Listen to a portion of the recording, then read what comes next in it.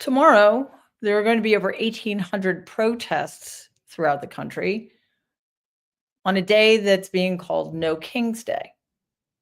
I think it's worth taking a couple of minutes to talk about why.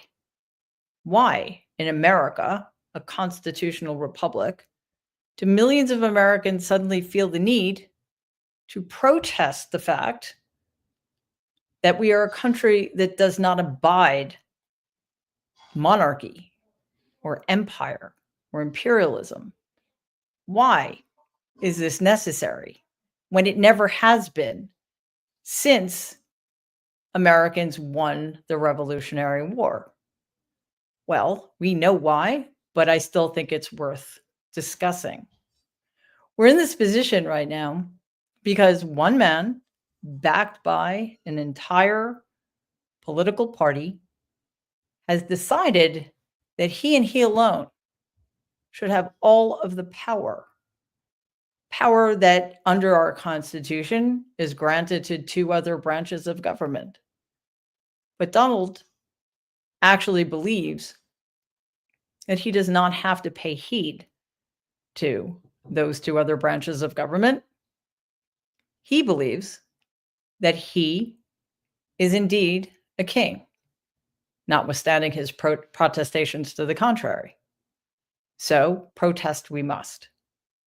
And we also must never forget that only the most abjectly un-American, anti-American traitor would ever, for even one moment, believe that he should have more power than is traditionally granted to a president of the United States. I think it's also worth mentioning, especially considering the reasons so many people voted for this person. He would be better on the economy. He would, what do the Republicans say? Get rid of waste, fraud, and abuse, right? That's the catchphrase.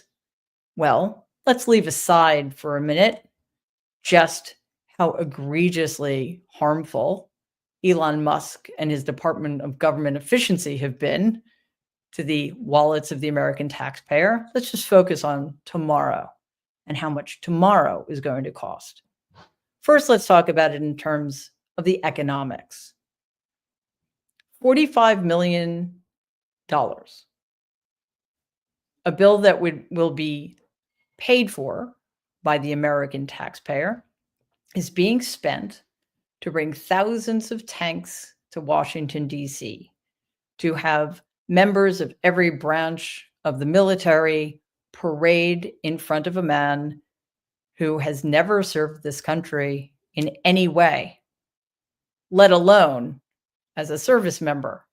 If you'll remember, he deferred the draft 5 times during the Vietnam War, which means that 5 men, anonymous to him, served in his place, all because he was rich and his father knew how to pay his way out of service. $45 million that belong to the American people are going to be spent on an egregious and obscene display of power that has not ever been seen in American history. And that's the other toll. That's the other cost I want to talk about briefly. What this will do to America's image in the world, what it will do to our concept of ourselves as a constitutional republic in which there are separate but equal branches of government. None of that will be in evidence tomorrow as one man throws himself a military parade to prop up his depraved and fragile ego and to send a message to the American people that not only is he above the law, he is above us. Let's dive in.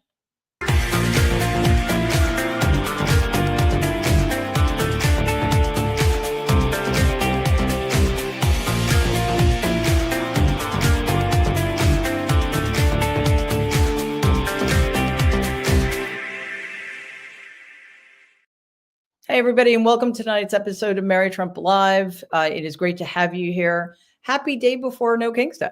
Yeah. A lot going on, of course. We've seen things happening in this country that we really should not have ever anticipated would be happening, at least not before 10 years ago. Things got tense on the Hill yesterday after a contentious day of hearings and the attack on and handcuffing of Democratic Senator Alex Padilla at Kristi Noem's press conference in California. After the incident with Senator Padilla, Democrats were obviously fed up with their Republican colleagues, and they were very vocal about it. Democrats marched to Senate Majority Leader John Thune and House Speaker of the House, Mike Johnson's offices to make their displeasure known. Take a look at ABC 7's coverage and a video from Representative Sam Liccardo.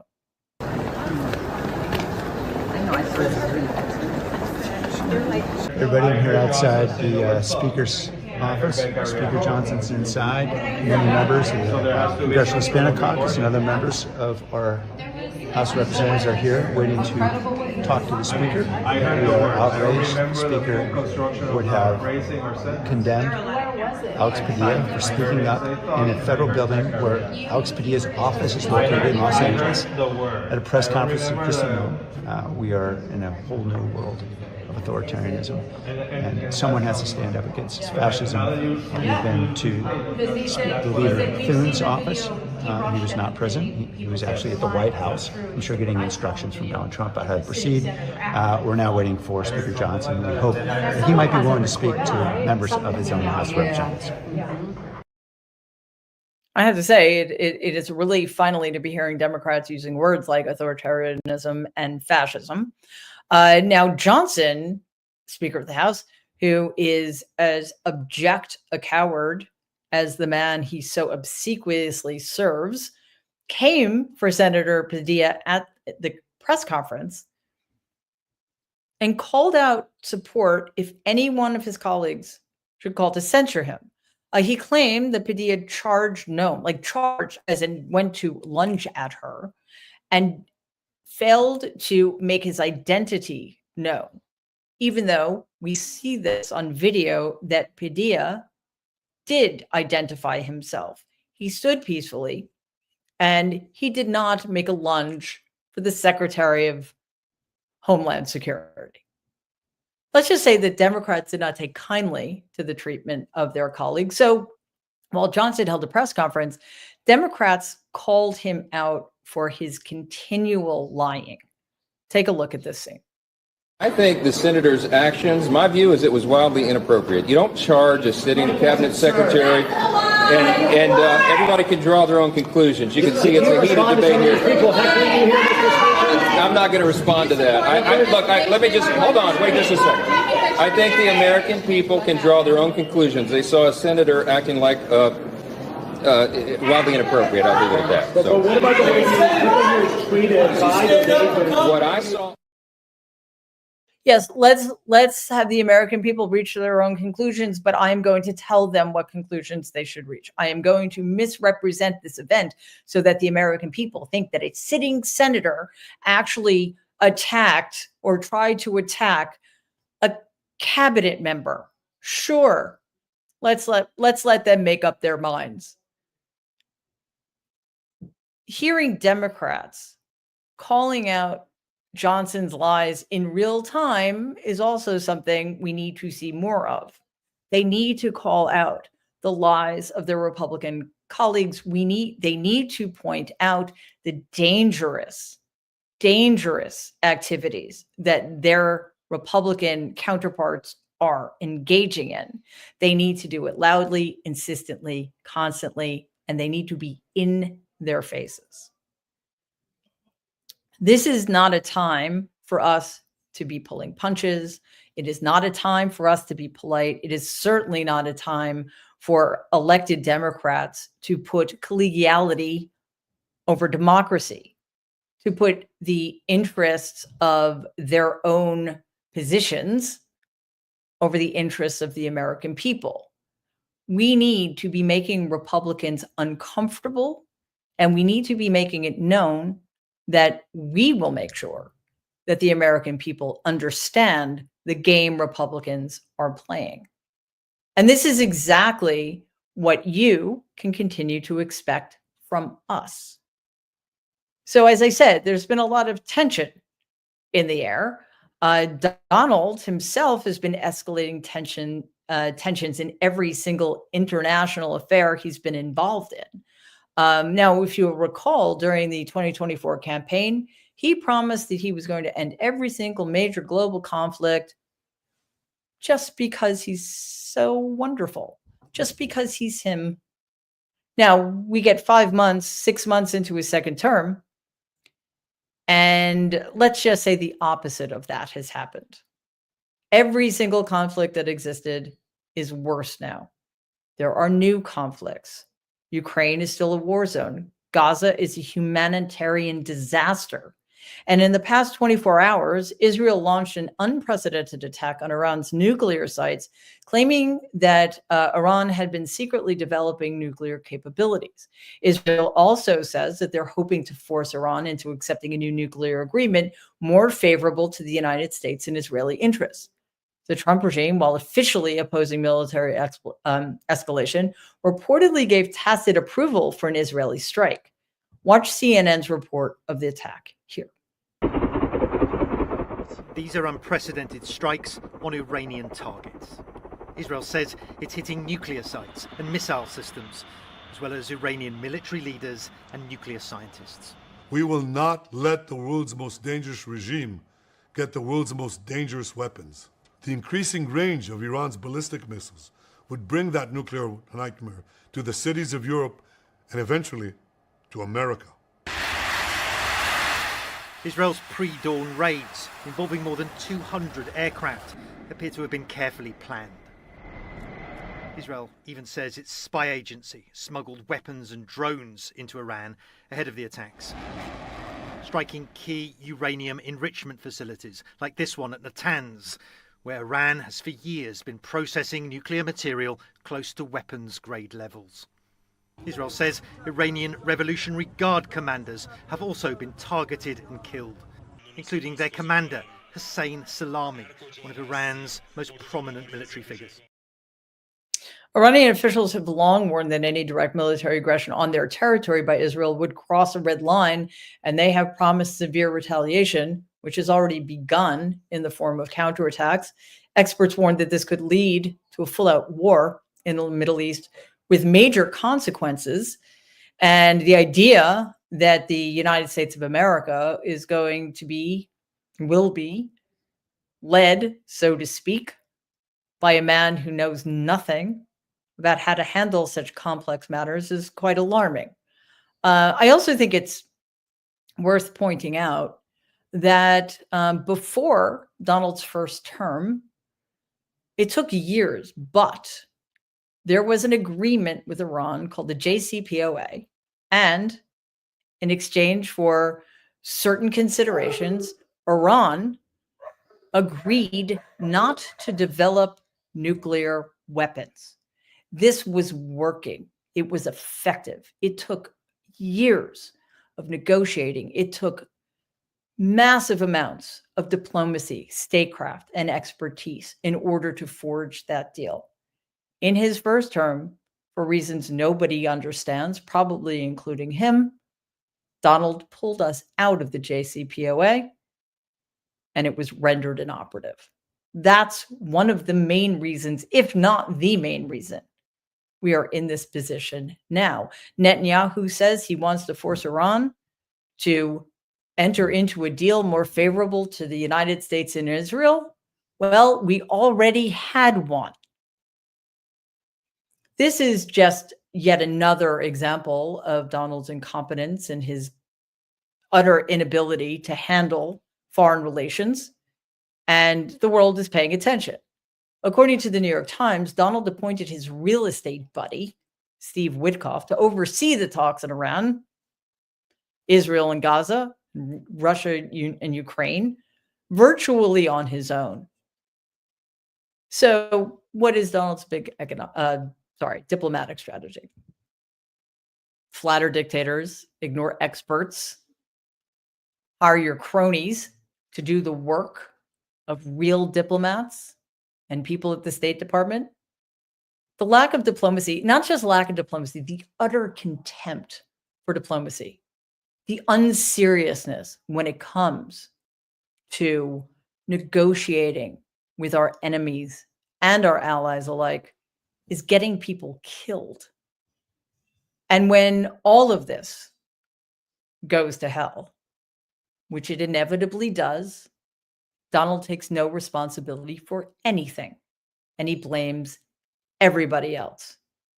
His obsession with appearing strong when he is indeed the weakest person ever to walk the planet has essentially destroyed the United States standing in the world. And at this point, I have to say, that is exactly as it should be.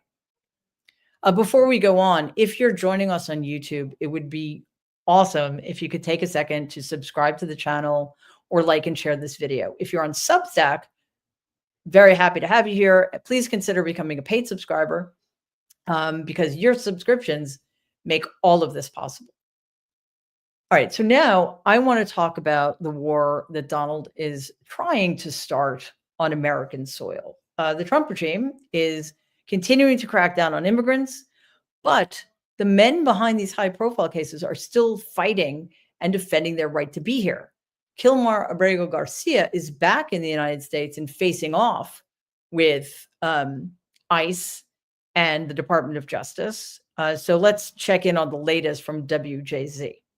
Breaking news out of Tennessee minutes ago. The Maryland father, wrongly deported to El Salvador, pleaded not guilty to human smuggling charges. Kilmar Abrego Garcia was returned to the U.S. last week. He's also accused of transporting drugs and firearms. We're waiting to hear the judge's decision on whether Abrego Garcia can be released until his trial. The fact that this man is still incarcerated is just unspeakable.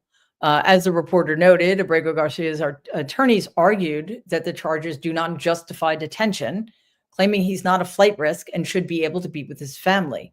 In a separate case, Abrego Garcia's lawyers are seeking sanctions against Trump officials for mishandling his deportation and withholding information despite court orders while he was in El Salvador. And this is the problem. Everything about this is wrong. Everything the Trump regime has done, everything that Donald's Department of Justice has done to this man is unconstitutional and potentially illegal.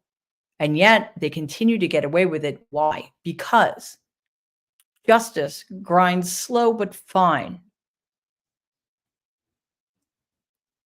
Our justice system is not quick enough to keep up with the degradations and the depredations of a regime this out of control, this drunk on its own power. So hopefully this will conclude as it should, with Abrego Garcia freed and given his right to due process. But look at how much has been lost in the meantime. Look at what has been happening to other people who have been similarly detained illegally, disappeared, sent to gulags in foreign countries. And that's just the people we know about. In addition to Garcia, we're also following major developments in the case of Mahmoud Khalil. On Friday, a federal judge ruled that the Trump regime can continue to detain him, just not under the bogus foreign policy threat claim pushed by Secretary of State Marco Rubio. Ah, okay. Can somebody please make that make sense to me? Now, you might remember that Rubio cited an obscure Cold War era law to claim that Khalil posed a threat to U.S. foreign policy because of his campus activism. If you remember, he's a Columbia graduate student who engaged in pro-Palestinian protests. That's it, as far as we know. The judge rejected that argument, calling it likely unconstitutional, but the DOJ immediately pivoted and now is claiming that Khalil failed to disclose information on an old green card application. It's a completely flimsy, and I would argue probably false justification, and one the ACLU says is rarely used to jail anyone, but that is not stopping Donald's DOJ from continuing to punish Khalil for his exercising his right to free speech. Khalil has not been charged with a crime, which makes me ask again, under what rationale has a judge said that he's still allowed to be detained? For what? He's a legal permanent resident of this country. Since his arrest outside student housing at Columbia 3 months ago, he's missed the birth of his son. ICE denied his request to attend his son's birth. They even refused to move him closer to his family. He met his newborn Dean for the first time just last month through a pane of glass. This is not law enforcement. This is not justice. This is political retaliation. And the only reason the story is even being told is because we and others have refused to let it disappear, or perhaps a better way of putting it, to be disappeared. Every time something happens in one of these cases, we need to take that as an opportunity to ramp up pressure. And these are not topics of conversation that should ever drop out of view, because every bit of progress in these cases needs to be fuel for collective action. We need to get these people home. And the only way to do that is to remain invested in what is happening to them now. So one way to put pressure on Republicans is to turn out to protest, which brings us to No King's Day. Yep, that is tomorrow. Millions of people are expected to turn out to protest Donald, the Trump regime, and the un-American, anti-American, anti-constitutional insurrectionist who, at the moment, have all of the power in this country. The No Kings rallies are taking place in upwards of 2,000 locations, from big cities to small towns.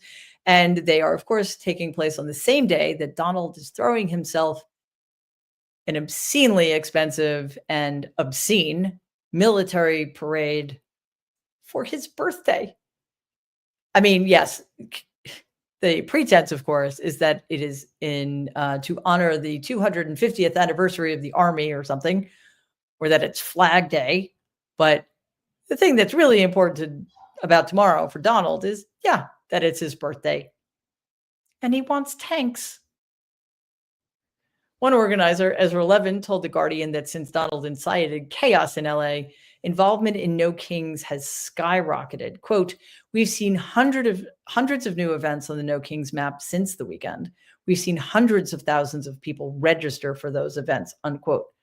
As we've seen in Los Angeles, the Trump regime is hostile towards peaceful protesters, and sheriffs and others are threatening crackdowns. Well, Donald himself threatened protesters while sitting behind the Resolute desk in the Oval Office in the People's House. It's really important to remember that showing up is extremely important, but it is not without risks. I think if we recognize that, then we are more likely to take certain precautions. We must stay peaceful. We have a whole video that we posted a couple of days ago about the best way to show up, what to bring, what not to bring, some very important phone numbers. We want to make sure that we don't give them any reasons to become violent against us or to incite us to violence. We cannot take the bait, right? We need to keep our focus on what it is we are protesting, why we're protesting, and what we want to accomplish. So in this vein, we're going to do something a little bit different for tonight's emotional support moment. We've decided to show you a short clip on how to stay safe, which, again, we expand upon in the video we did a couple of days ago. So this is from moveon.org. So check this out. Number 1, gather your crew. Go with people that you know and trust.